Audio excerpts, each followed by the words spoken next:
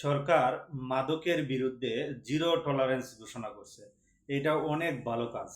তবে পাবলিক ও প্রশাসনকে এ বিষয়ে সহযোগিতা করা প্রয়োজন আছে।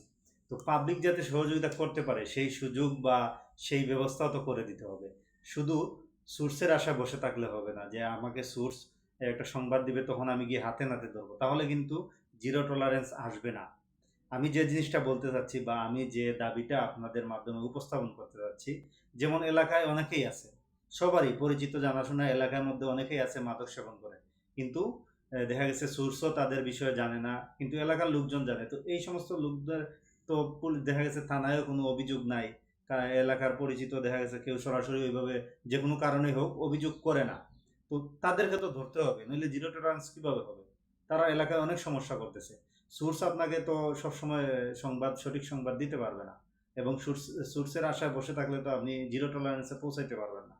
তো আমার যে দাবিটা হচ্ছে, যদি জিরো টলারেন্স করতে চান তাহলে আমরা এই এমন একটা ব্যবস্থা করেন যাতে পাবলিক যারা যারা মাদক সেবন করে, বিশেষ করে ইয়াবা বা আরো যারা ইয়াবা হিরোইন এগুলা যারা যারা এগুলার সাথে জড়িত, তাদেরকে ধরতে হলে এলাকায় এরকম নিউজ করা দরকার যে থানায় গোপনীয়তা রক্ষা করা হবে, থানা যাতে পাবলিক তাদের নাম দেয়, এবং কেউ যদি মিথ্যা নাম দেয় তার বিরুদ্ধে ব্যবস্থা নেবেন, আর যদি সত্য নাম দেয় তাহলে তাকে ধরে নিয়ে যান, নিয়ে ডুপ টেস্ট করেন। ডুপ টেস্টে যদি দেখা যায় যে না, সে আসলেই মাদক সেবনকারী, তাহলে তাকে আইনের আওতায় নিয়ে আসেন। তাহলে আমার মনে হয় যে আরেক ধাপ এগিয়ে যেতে পারবেন এই মাদকের জিরো টলারেন্সের পক্ষে।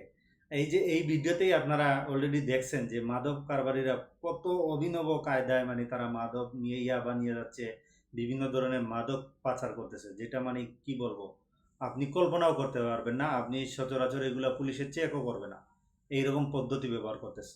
ইভেন মানুষের পেটের ভিতরেও নিয়ে যাচ্ছে মাদক।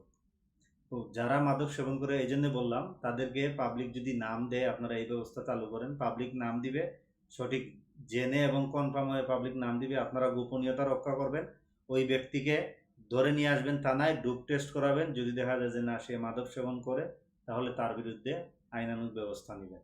নাহলে না হয় যদি সোর্সের আশা করতে থাকেন, সে তো সবসময় সব তথ্য পাবে না।